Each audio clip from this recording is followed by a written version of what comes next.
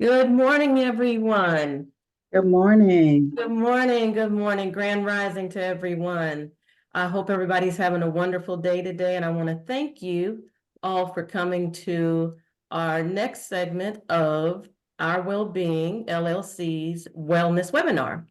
So today, we are going to continue the conversation that we had at our March 2nd Wellness Conference in Richmond, Virginia. And that conference was entitled Healing from the Legacy of Enslavement in America. And this is part two, the webinar. And what we're going to do today is talk to a couple of our presenters, magnificent presenters who were there on March 2nd. And we have a new addition to our Zoom crew, Ms. Mackenzie B., who has just become the Young Adult Programming Coordinator for our Wellbeing. So welcome, Mackenzie. Thank you so much. Yes, yes. We have to make sure we cover the full spectrum of all of our generations, and everybody's opinion counts. So Mackenzie's here to help us coordinate programming for our young adults, and anywhere else that she may feel like she fits in. So today we have with us on this Zoom Tiffany James of Benay's Creative Services, Counseling Services. And Tiffany has been with us since the beginning. Tiffany, welcome. Thank you. Thank you. It's a Yes, pleasure to be here. yes. And we also have new to our Zoom crew, Daryl Frazier, who is the owner of Frazier and Associates Complete Therapeutic Services. Welcome, Daryl. Thank you. I'm glad to be here. Peace and blessings. Yes, yes. Both who offer the wealth of knowledge at our conference in March, and hopefully we will be able to, expand more on that. Let's see. Hold on one moment. We have Miss Tegan. Did you want to say something? I see your hand is up. I didn't know my hand was up, but I can say that I'm so happy to be, listening and tuning into this. I'm so excited for the conversation today. I will lower the hand. Well, thank you for joining. Thank you. And you were there at the conference as well. So if you want to uh, jump in when we have our Q&A and offer your opinion, we definitely want to have it because I know you do have some viewpoints that you wanted to share that you were not able to share at the conference. So thank Thank you you. again. You're welcome. You're welcome. Um, so let's get started with this. Oh, let me go back and I'm gonna stop sharing for a minute so we can just have a family conversation today with everybody on here.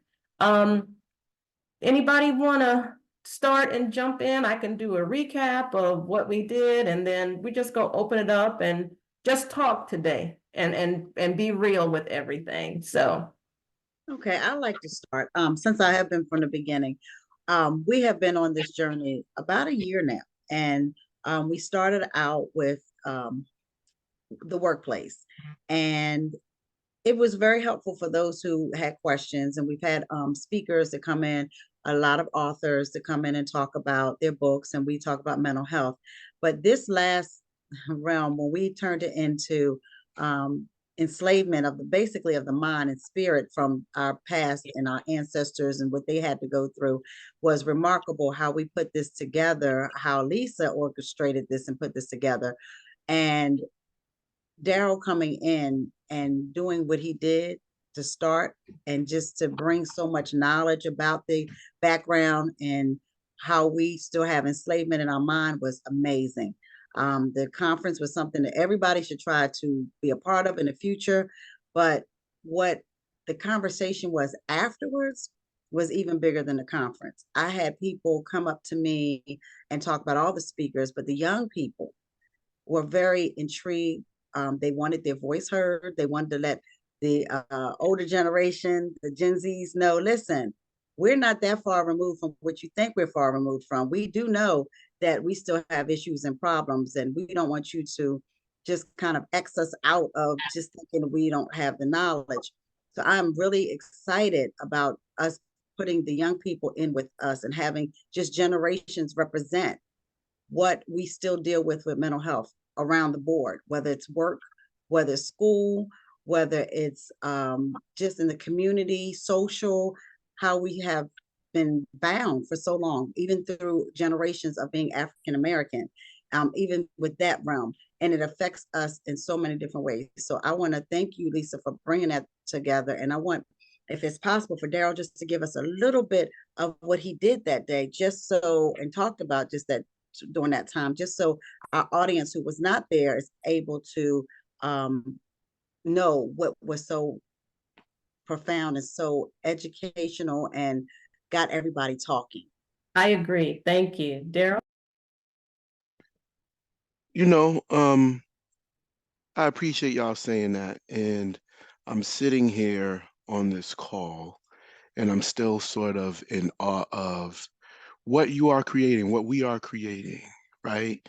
I appreciate even Mackenzie being brought into this space because um, I consider myself to be an African-centered social worker, right?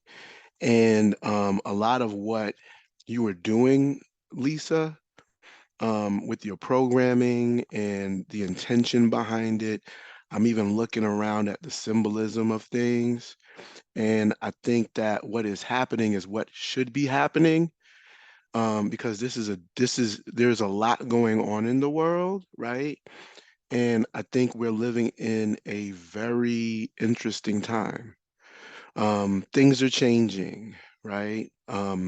Systems, the traditional systems that we see is at war with itself. You know, there's wars going going on all over the world. And I think at the end of the day, what we need to do as Black people is more of this, right? Getting in tune and in touch with our well-being, right? And well-being, not just in the sense of, um, a lot of times we think about, 'cause, I'm a therapist, Tiffany's a therapist, and a lot of times we focus on well-being in one sense of the term. So we think about physical well-being, mental well-being. Um, we tend to separate things out, right? And the reality is we have to look at things holistically, right? Um, the circle around your logo that I'm looking at, right, represents an African principle, right? In terms of everything being interconnected. There's no hierarchy in the circle, right? The paradigms that we've been given a lot of times is the hierarchy, right? One person's at the top and then everybody got to listen to the person at the top, right? But I think in African culture, circles mean the interconnectedness between the past, present, and future, right? When we think about like who is on this call, right? We got some folks that are elders, we got some folks that are middle aged, and we got the young people, right? Any movement that we've had ever, I'm talking about Black people, we've always included the elders, right? The elders are there for the wisdom, right? The youth are there, right? Because they have the energy and that spark, right? They bring new ideas, right? You look at the civil rights movement, right? We look at these people, we think that they were old. Dr. King died when he was what, 33? In his 30s. That was young. But when did he get involved in the work? In his 20s, right? Um, so we need young people, right? And we need not judge young people, and we need to not be at war with each other. Because the reality is when the first Africans were brought to this country in enslavement, we were spoils of war, right? And we've been at war ever since. We just don't recognize it. We're not fighting with pistols and things like that, but in order to keep people in a certain condition, you got to control their minds, right? You got to control their minds, their bodies, and their spirits. And I think what I'm saying is this space right now is important, right? Because we have to reclaim our mind, bodies, and spirits, right? Our mind, bodies, and spirits. So I don't, that's not exactly what we talked about, but we have to have a cultural identity, right? That helps to inform our political decisions, our familial decisions, right? And really get clear on what is the objective, what is the goal, right? And the goal is for survival of our people, right? Yeah. That's the goal. The goal is for us to carry on, to take what our ancestors did and make it better, right? We need to make today, we got to work on today and make today better for tomorrow. And then we pass the baton on to the Mackenzies of the world, right? And the Mackenzies of the world are going to do things bigger and better.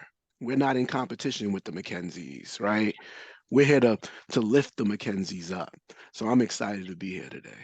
Thank you. And it's not exactly what we talked about at the conference, but it sets a good foundation for us because it's all that whole circle, like you were talking about, and then even including others outside of that circle, because we had people at the conference who didn't look like us, family who didn't look like us, and they were just as much involved in the conversations and dropped pieces of nugget as well that many of us didn't know. So yes, I appreciate that perspective.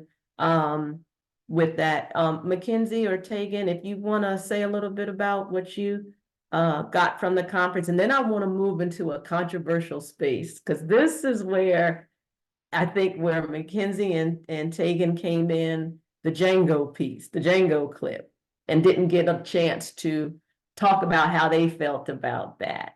So Mackenzie? Yeah, I just think, with young people, they definitely get a bad rep when it comes to mental health and counseling and all of that. And of course, I'm aware, like some young people don't want to know about it and they're ignorant to the fact. But also, I would like to say ignorance can come in any age bracket, from young to elder adult. Like ignorance does not have age limit. And I feel like being in the Black community, the world will force division between us, whether it be, different race, different gender, different, all that. And I just feel like there just has to be a time or a moment where we can just like literally, like y'all said, like we need to start within ourselves. Literally, I know it's tough. I know it's crucial. Some people like in our little generation, we have this term called, delulu. We like to live in delusions sometimes, and you can only do that for so long, until it starts to harm you and like other people. I just feel like it's definitely more of a hot topic, taking your mental health seriously and getting counseling, getting therapy in our generation. And, I feel like people need good influences like that because, some people are very easily influenced. And if one person sees another person taking the right steps for their mental health, their well-being, another person, and that two more people, five more people. So yeah. Um, yeah. Well, you make a good point because I think age doesn't matter about living in delusion because there's a whole lot of people who are older than you who don't face the fact of what has happened in the past, what is currently happening, and what is going to happen. So Can I say something to Mackenzie? I appreciate what you said, Mackenzie. I think what you said was young people get a bad rep for mental health. I think young people get a bad rap just for being young, right? I grew up during a time when hip hop music was getting off the ground, right? And I remember being young and playing music and people saying, turn that noise off, turn that crap off, right? And now hip hop is like the language of the world. I was on Instagram the other day and I saw like this Japanese guy doing drill, right? Um, I saw another clip of an Indian rapper, right? So all I'm saying to you is young people get a bad rap, and I would actually disagree with the sentiment that young people are doing bad. This younger generation is doing bad in terms of mental health. I think that this younger generation is actually more in touch with their emotions and their mental health. They're more willing to say, I need help. They're the ones coming in looking for therapy, right? At 16, 17, 18, 19, 20, and 21, right? And then the bad rap that I think the young people get is you're too sensitive, right? And that I've heard people say they're soft, and I don't agree with that. Um, my generation, we were the hustle generation, right? Like, you had to be bigger and better than everybody else. Grind culture, no sleep, right? And even the generations before that, if you think about like some people on this call may remember there was a term that, going postal. Mackenzie, do you know what that means to go postal? I don't. Right. See, generational, right? That's a generational. So going postal was what was happening in the United States post offices, right? These are the people that deliver the mail. United States Post Office works rain, sleet, hail, snow, right? They deliver the packages, right? That was the mindset of the post office. But think about who was getting those post office jobs. Veterans. Mhm. Veterans who came from also a culture of Vietnam War, right? And veterans, if you talk to even a lot of people in the military today, they don't ever want to say they're weak or they're sick or they're ill, right? If you say you're weak or you're sick, you're not fit for duty, right? If you're not fit for duty, you may not get a promotion, right?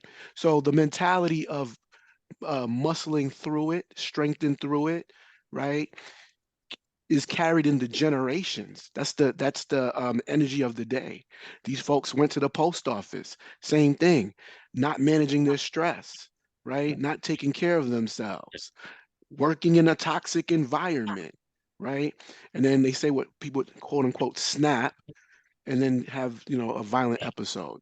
Not necessarily, I'm not gonna say it's all postal workers, but I think in that environment, I know that because my dad worked for the post office and he would talk about how stressful the environment was, right? So I think the difference that I see with the young people today is they're willing to say, I'm not doing that. I'm not going to overstress myself. I will go take care of myself before I subject myself to this. So that's my view on that. And piggybacking on what Daryl said, I totally agree.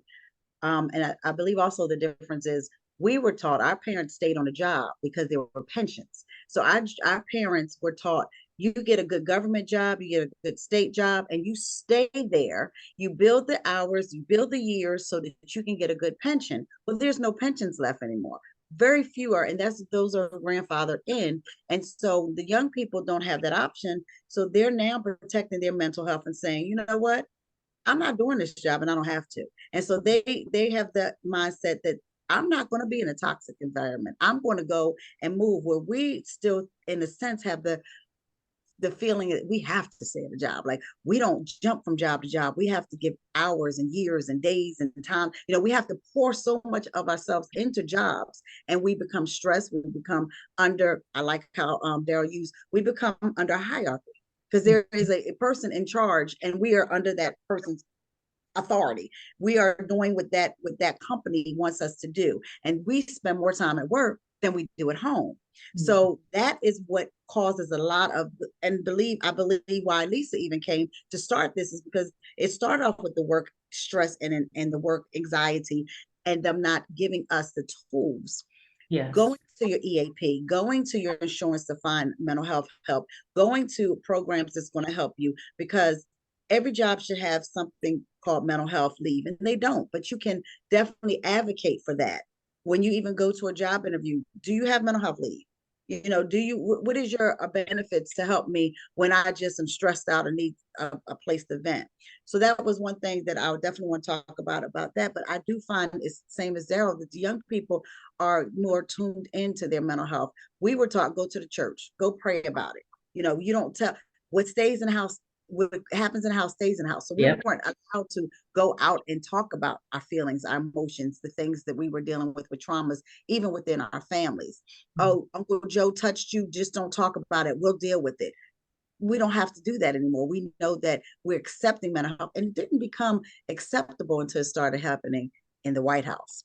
It didn't start becoming acceptable until it started affecting them. And then when it started affecting their children with drugs and alcohol and mental health breakdowns, then here comes the laws, and here comes the things to protect mental health and the money, absolutely the money to come and help mental health. So I agree. You all as young people are teaching us.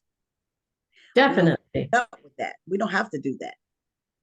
From a human resource aspect, the way that the laws have changed regarding benefits as well, where you can keep your children on your plan until 26, that affords the younger generation to be able to go out and do what they can do because you're not tied to a job anymore because of benefits. And we've seen a lot of, in my field, we've seen a lot of generational changeover in jobs because they come into the workforce and say, this is what I want.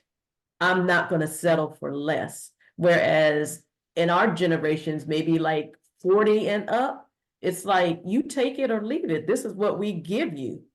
And if you don't like it, you can leave.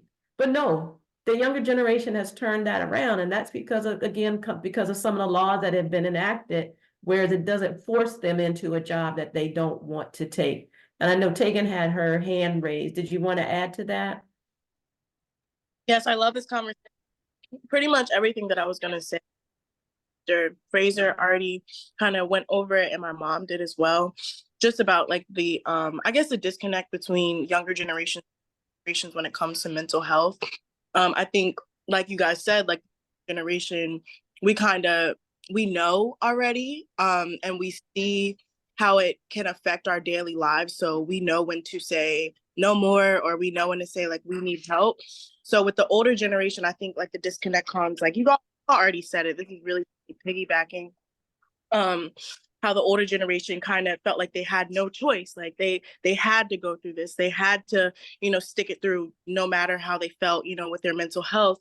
But I think the conversation then goes into how can the younger generation help the older generation, I guess, with that trauma, with creating a new reality for us, when it comes to like how we approach mental health, and how just like that disconnect, like how can we come together and older generation understand us a little bit more, and then the younger generation understand that there wasn't a lot of resources for them, there were certain things that they had to sacrifice for us.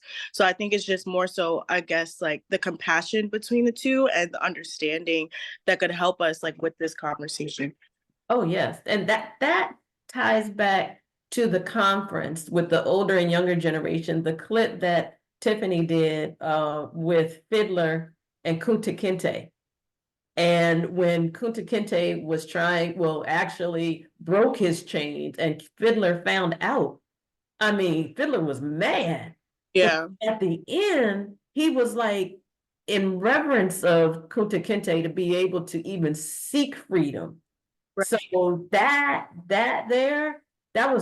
to me was the most powerful piece of what Tiffany did in her presentation, was the mindset, the generations, the longing of what we want to seek but couldn't, or felt like we couldn't seek, but the younger generations are going out and doing it regardless. Can I add to that? I agree 2000%, and I appreciate you reminding me that Tiffany did that.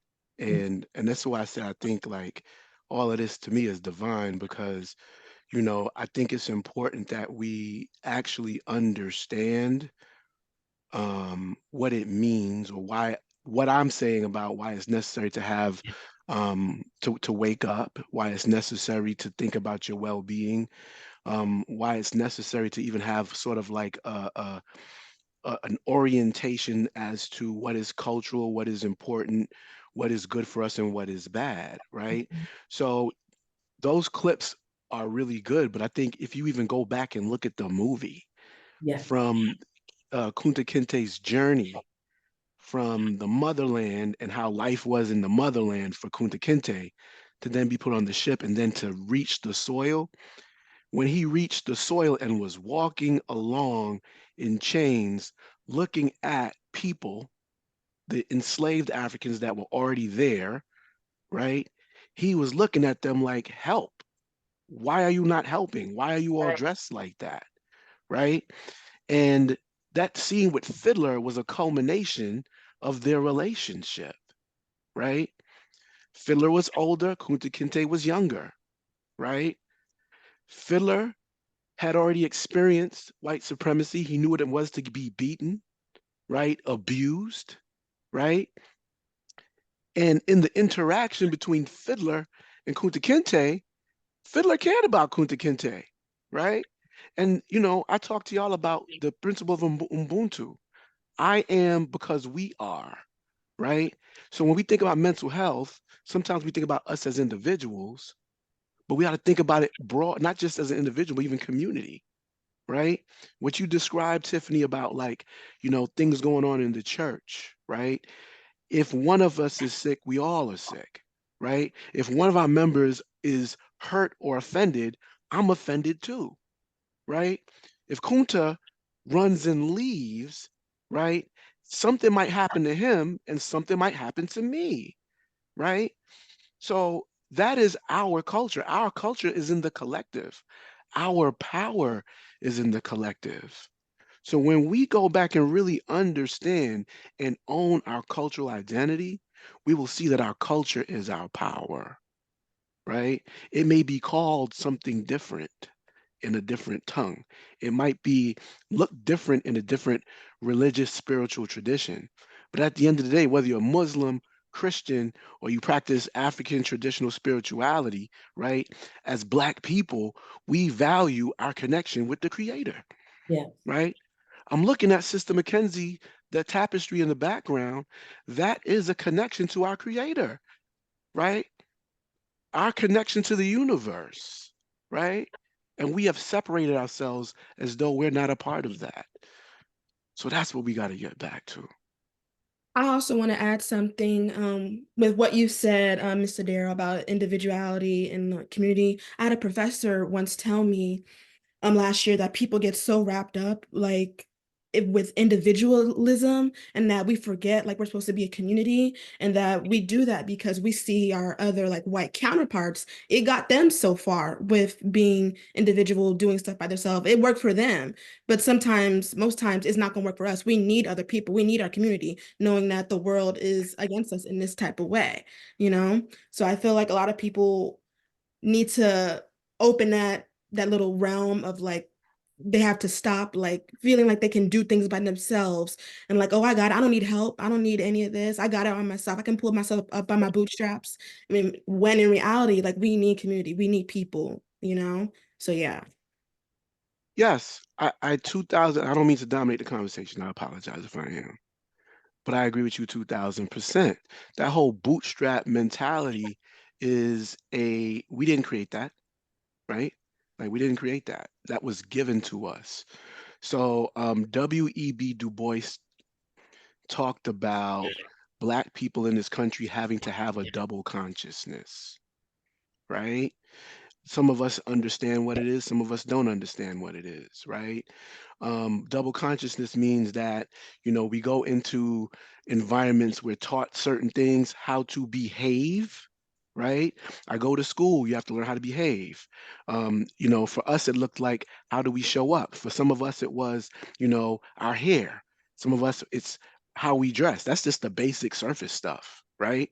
In order to get a job, that's survival mentality, right? We're trying to survive. In terms of what our culture dictates, right? How do I talk when I'm at home? How do I talk when I'm amongst people, right? My slang is a little bit different, right? Right? That's the double consciousness we have. We know how to communicate, and we look at that as a bad thing sometimes, but it's a great thing. We talk about the cookout, right? Who's invited to the cookout? Like we make up terms and everybody already understands what that is. Why is that? Right. Why is that? Right? And we sometimes look at ourselves as a deficit, but to be able to be to have that dual consciousness, to be able to speak different dialects, languages, to understand certain things, to even understand behaviorisms and mannerisms. Like we have superpowers, right? That we're not claiming and owning. I feel that, all of my working career, and even probably a little bit before, I've had to walk in that dual world. But as I get older, I find myself educating people who don't understand me, and me bringing my authentic self to the table and not sacrificing that, because at my age now, I'm like, you take me as I am because I've gotten this far already. And I wish that I had the courage of some young people who are today bringing that to the table early on. Because some of us wouldn't suffer with these emotional issues that we have, because we would be able to be ourselves. And I find it therapeutic. And I find that people who don't know us want to understand whatever the purpose, but they ask questions. And Mhm. so it's okay. You don't have to walk in the cloak of dark during the day and then be yourself at night, depending on the situation and how comfortable you are. But for me, it's freeing. And I know my worth. And if somebody doesn't like it, I know I'm going to be okay. Take it. Lisa, talk about authentic self just a little bit, because I want people who are going to listen to this to understand, what does it mean to bring your authentic self? I think it means not compromising in how you feel and going to go along to get along, as Kwame Brown says, the go along to get along game, just for the sake of trying to protect your job or protect relationships. You can have an opinion, and it doesn't have to be the same opinion. And you should be able to feel comfortable to express yourself in the workplace respectfully, because there are some people who don't do it respectfully, regardless of who they look like. They're just very out there. But for people to understand that you have boundaries, and boundaries was missing from a lot of my relationships and the workplace. And the last 10 years, no, they haven't. And they've even become stronger in the last year to 2 years. So that's the authentic self to me. And not apologetic either for what you do. I'm sorry, but yeah, I think this way. I'm sorry, no, I think this way. It's okay to think this way, you know? I think, you know, I want to come back to like what you're saying too, is that having that dual consciousness is a superpower, but it also carries a weight, Mm-hmm. right? Because you're going back and forth, back and forth. You're constantly questioning yourself. And to me, that adds an extra layer to what it means to be Black or a person of color living in a society where you got to constantly question yourself, Right, right? You're doing double the work of trying to figure out what you're going to do, what you're going to say. You're feeling constantly at threat of whether I'm going to have my job or not. That comes at a cost physically and even mentally, right, right? And there is a connection between mind, body, and spirit. If I am highly stressed, right, that can have an impact on my body, right, right? There's physical manifestations that we see, and it's not a coincidence. Well, maybe not, maybe I'm using the wrong word. Um, you can draw direct lines between what the stress and heart disease. That's why we disproportionately have heart disease. That's right, why we don't take care of ourselves, right? Because we're constantly questioning ourselves. And to come back to even the generational piece, I want to say something that you said. By you creating this space, Lisa, right, and including the young people, right, we are giving the young people the lessons and, the things that they need to do to be their authentic selves, so they don't got to wait 20, 30 years. I've just recently leaned into my authentic self, I would say 4 or 5 years ago. I've been leaning into it, but I could have gotten where I am much quicker. So again, this is what I'm saying about like how we're passing the baton to the younger generation is saying to you, you don't have to stay in a job and be unhappy for 20, 30 years, Right, right? You don't right. have to do that. And, it also affects from a workplace point of view, if your workplace is supportive, because I just recently changed jobs in October, 6 months ago. And the first thing that the workplace said, that my CHRO said, was they want to know who you are. Tell us what you do outside of work. Of course, I was doing this, working with the Africa piece with Eric. And they loved it because of the diversity that they are trying to achieve in their workspace, and also being in the Ithaca, New York community, which is a very diverse community with Ithaca College and Cornell University. My health system was like, oh, we need to draw on this. You're more than just coming in doing your job. We want to know who you are so you can share it with our community here. You never had that before. And nobody's even asked. And if they didn't ask, they didn't seem like they cared. So it takes that too. So that helped me to be able to bring my authentic self to the table as well, having that support in the workplace. And so, hey, you give me an opening, I'm gonna take it. I feel like in general, like people are so scared of like change and everything. I feel like it's definitely necessary because it's inevitable. It's going to happen. Like, evolution has been happening for so many years, and it's going to keep changing, you know. Yes. So yeah.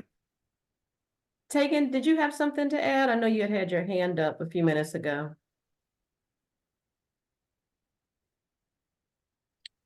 I want to say, I think you guys were talking about how important it is to stand behind how you feel and stand behind, what you bring to the table, especially in the workplace. And I was just going to say, how important it is to also have like a support system behind you, backing you and making it okay, open spaces where you can be vulnerable, where you can take, I guess, that guard down that you have to have. That's all. Thank you. Thank you. So we were also talking about the Django clip that Tiffany did. I'll let Tiffany set this up and everybody else chime in, because we did what, 3 clips? The Kunta Kinte and Fiddler. We did Norbit. Was it the Norbit clip? And then a couple from the movie Django. Well, Django seemed to hit a raw nerve with people. So I'll let Tiffany set up the one, and then I'm sure Mackenzie and Tegan will have comments on that, because they didn't get to express how they felt from a young person's perspective. So Tiffany? Oh, I love this. I had no idea it was going to go that way. And what I mean by that way, that it was so controversy. So some people, okay, so let me just set up the clips. I did the clip where the Ku Klux Klan were chasing Django and the dentist at the time.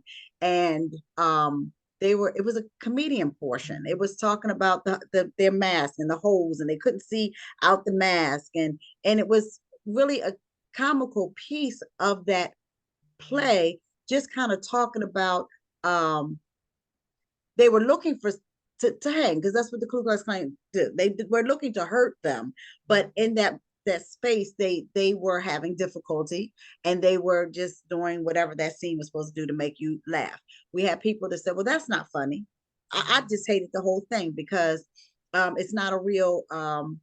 It wasn't a real this depiction of what that time was, and no way that a slave person could go and be a bounty hunter, or no way that they could go out and do that. And then there was a scene where Django beat one of the slave master's workers, who was about to beat a woman on a tree. She was hanging, and he was about to beat her, and Django came and ended up shooting him and beating another one of the white slave master workers. And they were like, that would never happen. And that kind of brought up a lot of conversation, because my son was there, and he said, "Mom, they don't understand that that's based off a true story. He said, now, granted, it wasn't during actually the piece where we were still enslaved, but it was after the emancipation, and some people didn't know they were free. So that is true. During that time, there was a man. He said it wasn't like, well, he knew more about the book. He said, so they were coming at it in a way that they weren't trying to understand the wholeness of it, even though there were some comedian parts. Everybody, not everybody, but a lot of people jumped on it and kept saying how much they hated them. Oh, I hated that movie. That movie did not depict us. That movie was not a good history movie. And then the young people came in and they started with their conversation. And I loved it because when Tegan said something, then someone else came behind her and said, basically, oh, she wouldn't understand, in a sense. It's not a good, that was just awful. And that was just a bad movie, and they shouldn't have come up with something like that. And it just wasn't true, basically, and how much they hated it. And it would not have absolutely happened in that time. So I'm going to stop there. But those little two pieces were the ones that I picked out. One with the Ku Klux Klan and comedian part, and they were on horses with their white masks, and they couldn't see. They ended up taking them off, which kind of, if you wanted to go deeper into it, how they even had to hide themselves, and how then hiding yourself, you couldn't see.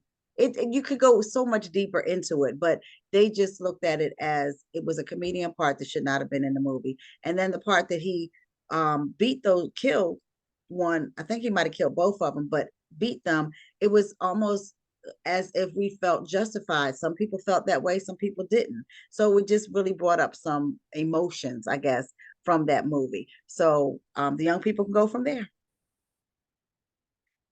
I feel like that's also where another, I guess, disconnect kind of came in between, I guess, the younger and older generation, because obviously, I know kind of like Tegan touched on this last time, like with the way we cope with stuff, like in the younger generation, is usually with dark humor. Like usually it's a trauma response. We don't know. We're usually laughing our way through pain sometimes, you know what I'm saying?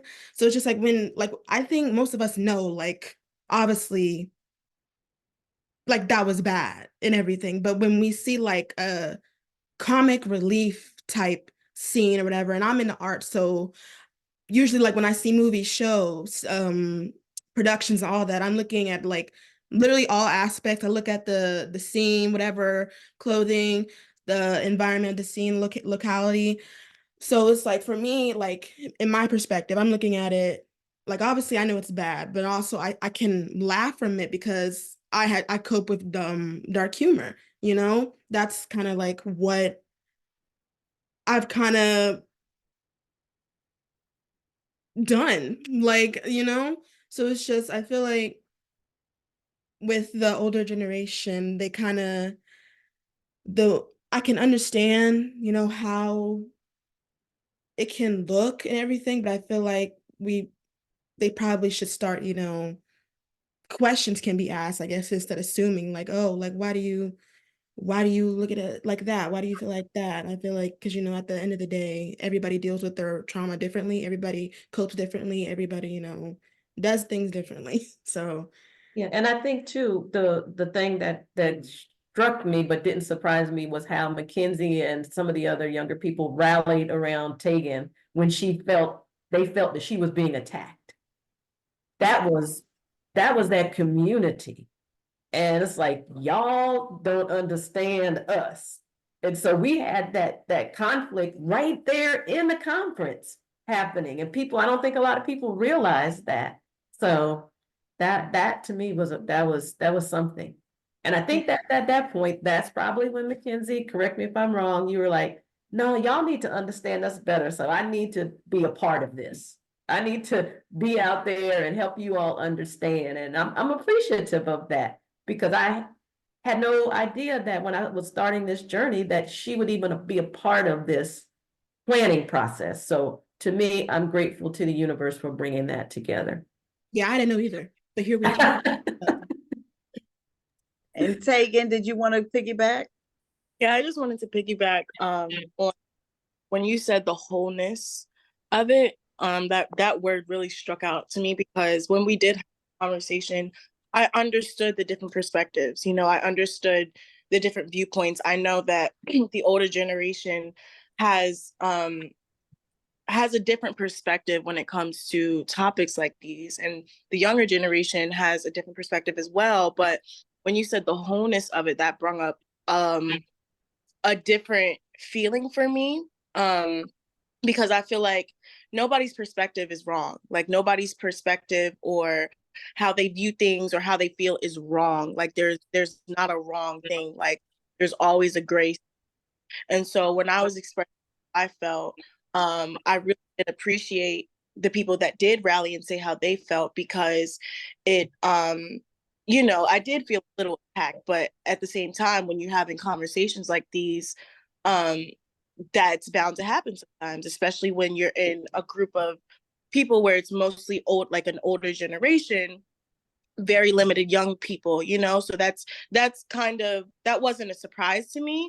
But I did appreciate, having, and not even just having like backup like that, but just hearing that my perspective wasn't just the odd one out, or that I wasn't just being ignorant or naive, because I'm very educated and I understand our history, but I just think, it's the difference in generation. So That's true. And that was one of the objectives that I had, and with the people who are helping me, had to bring the generational opinions together. That's one of the reasons why our keynote speaker was Elijah Lewis, a young author I with love that. opinion. Yes, because we can hear our age and older talk all day, all day, all day. But what do our younger people see? What do our younger people view? And he brought a dynamic perspective to his "Your Jewels Are Your Journey" concept and book. So thank you. I wish we had more people there, and we did invite more people. They just didn't show up,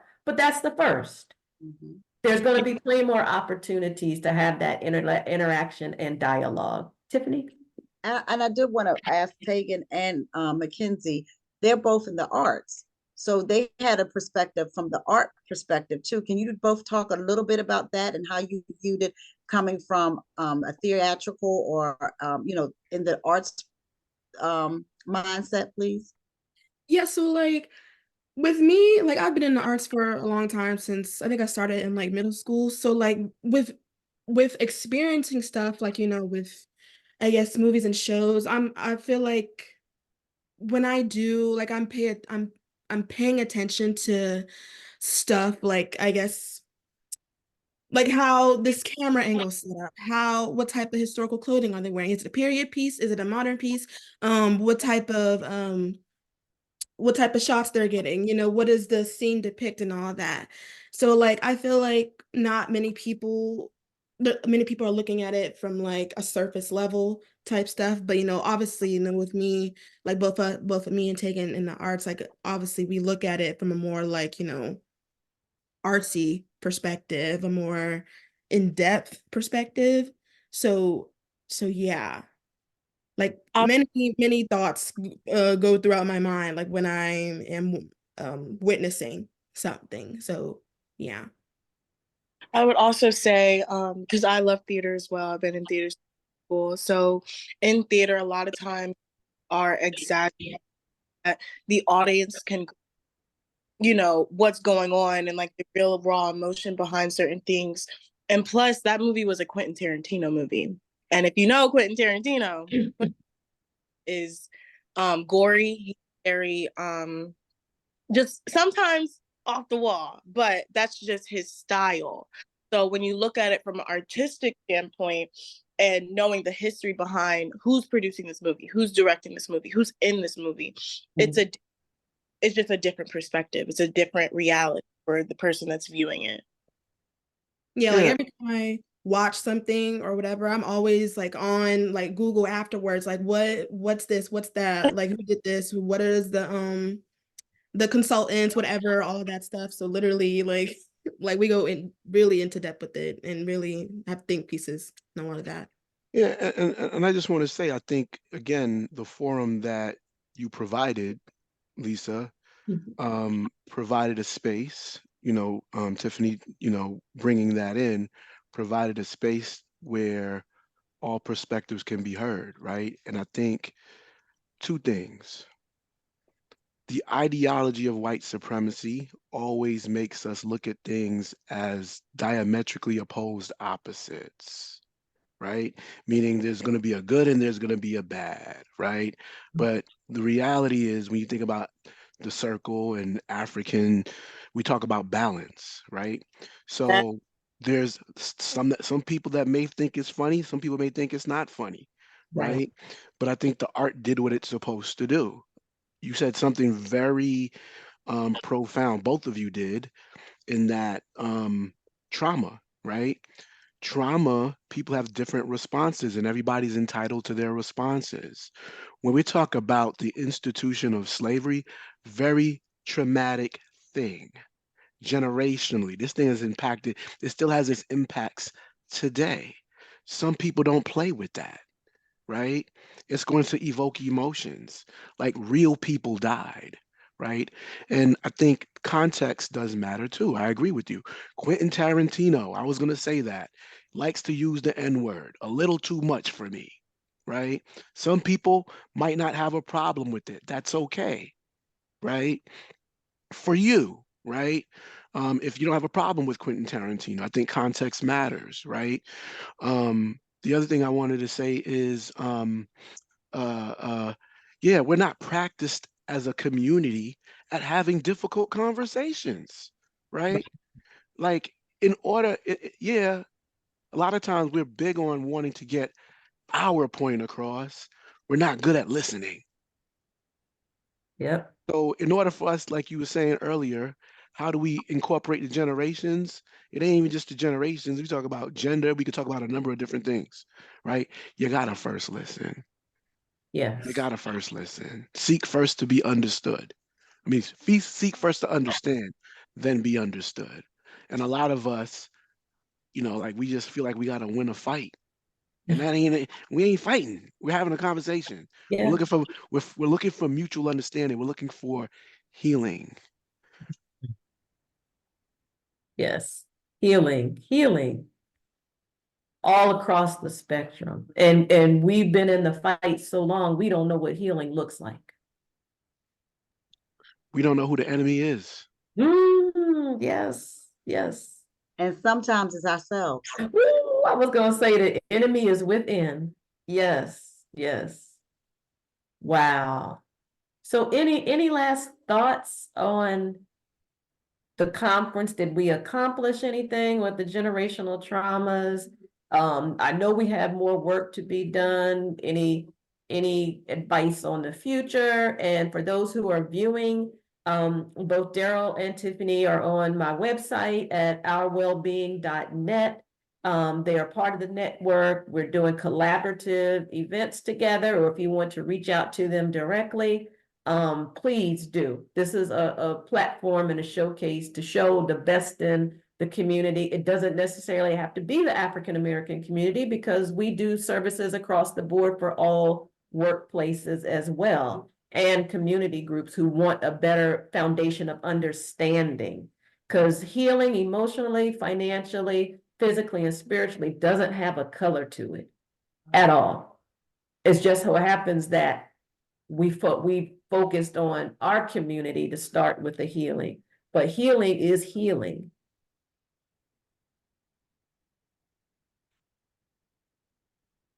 Anybody? Well, I think we did a great job, Lisa. I think you orchestrated it, but what was so awesome is we got the young people involved. We didn't really have that intention in the beginning, but when they came in and showed up and showed out, we were able to implement them into this. And that's what makes it all so awesome, how we are open to just receive those who want to be a part and have something to give to others. So that's my takeaway. I'll say that I do appreciate being in this space. As I told y'all before, I'm a member of the National Association of Black Social Workers. And a couple weeks ago, I went to the conference in New Orleans and I had a really great time. But also, for me, it gave me perspective. I've been a part of that organization since 2003. And the person you see before you I attribute a lot of the knowledge and the perspective that I have for being affiliated with that organization. And yeah, I sit on this call and I am happy to be here, but also I want to say that I feel like I've grown to be a resource. Um, I was at the conference and someone called me an elder. So I woke up and I was an elder, right? I got people that's elder than me, but I want to be a resource. So for the young people, um, Mackenzie, Tegan, anybody else that's watching this, I do want to be a resource. So um, keep doing this, Lisa. Tiffany, thank you for inviting me into this space. And yeah, and y'all are resources to me too. I just want y'all to say that, like, it's not just me wanting to give. I don't think I'm special, but I'm just doing the work. So thanks Thank for having you. me here. Thank you. And I just want to point out that one of Daryl's focuses also is men's wellness. So that's what he brings to our network, is that men's perspective. So I look forward to more collaborative events with you, and hopefully the near future and ongoing, same way that I do with Tiffany and the others in the network. So again, Mackenzie and Tegan, any last thoughts? Yeah. So like for a long time, I felt like I really couldn't talk to anybody like older than me or like have that safe space, because I feel like a majority of the time I was always met with like, oh, you don't have a reason to be depressed, you're young. What do you have to be sad about? It's kind of the same thing, like not necessarily like from in my family, but like through just anybody like older. And it just kind of makes me a little bit proud that we can have this conversation and like actually be heard and like learn different things, and us and vice versa, have that safe space for, because I feel like I'm probably not the only one like out there, but like for a long time I felt like I really couldn't talk to like older people and without being met with like, the same negative stuff. So yeah.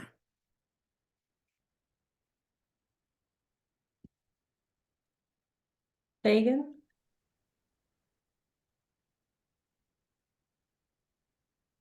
I just wanted to say, sorry, I just wanted to say thank you so much for even making this a platform, and I'm excited, even though I wasn't a correspond, what is the word? What is the word? I'm sorry, my grandmother is just distracting me. But I just want to say thank you for making this platform, and I'm excited and happy that I was able to, share how I felt. And yeah. Oh, wonderful, So wonderful. Tegan, I'm sorry. So Tegan, would you say the same thing as Mackenzie as far as older people don't support you all sometimes in how you feel? I think there's a disconnect, but I don't think that they don't support us. I think they want to. I just think there should be more conversation on how to. That's pretty much it. Yeah. The mechanics of it. You're on mute, Mom. Sorry. The mechanics of it. Like you said, how do we support you all? And I totally agree, and hopefully that the space that I am sharing with our well-being will help us to do that in a safe space, and bring clarity to us healing as a community, because if we heal as a community, the workplace will take care of itself also. We can do that work in that space too, but we have to heal amongst ourselves also. So we're coming up to time now, and I just want to point out a new segment of our webinars that I wanted to start sharing, and I call it Sharing is Caring. So it's focusing on other events that are happening in the community in addition to the Our Wellbeing events. So if you're in the Maryland area on Saturday, May 4th, there's an event called Cocktails, Conversation, and Camouflage, focusing on veterans' mental wellness. Our very own Elijah Lewis is going to be the moderator for that event. So more information is there. If you need more information, you can reach out to me at ourwellbeingva@gmail.com, and I can send you the flyer. On May the 11th, Our Wellbeing is planning a mini retreat in the Richmond metropolitan area. It's going to be a smaller event, similar to the conference, but we're going to focus on that mental and emotional well-being, spiritual well-being, self-discovery, meditation and mindfulness activities. If you're interested, please email us again at ourwellbeingva@gmail.com, and we'll send you out the registration information. We are still looking for a location depending on how many people are going to be there, but we'll get you that information. And then finally, on May 17th, we have a event in Belmont, North Carolina, hosted by Tiana Raleigh, a very own daughter of Tiffany James, and it's called Curls and Cuisines. It's the second year, focusing on hair, natural hair, self-care, and cuisine. And she has a special guest, Iris Singleton, that is going to be her keynote there. So you see the QR code, you can go there and you can look at the QR code, click it, or also reach out to Our Wellbeing and we can send you this flyer as well. So with that, we always end with what our motto is at Our Wellbeing. Our priority is your well-being.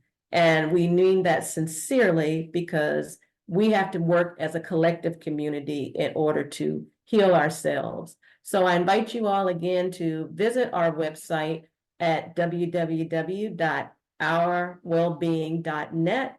Click on our events information, click on our partner network link to see who we have out here supporting us. And if you are in the space of therapy and healing, please reach out because we're always looking to expand our network across the country. We don't just do events in Virginia. We are open to go anywhere that we are invited to be able to help you heal in this journey and be on this journey of healing. So with that, I'd just like to say, I hope everybody has a great weekend. Remember, May is Mental Health Awareness Month. If you aren't near any events, try and find some either online or in person. Stay connected because mental health is 365 days a year. Just like our history is 365 days a year, we can't limit it to a month or a day in the year. It's an ongoing journey. So with that, I want to say thank you, and I hope everybody has a great weekend. Peace.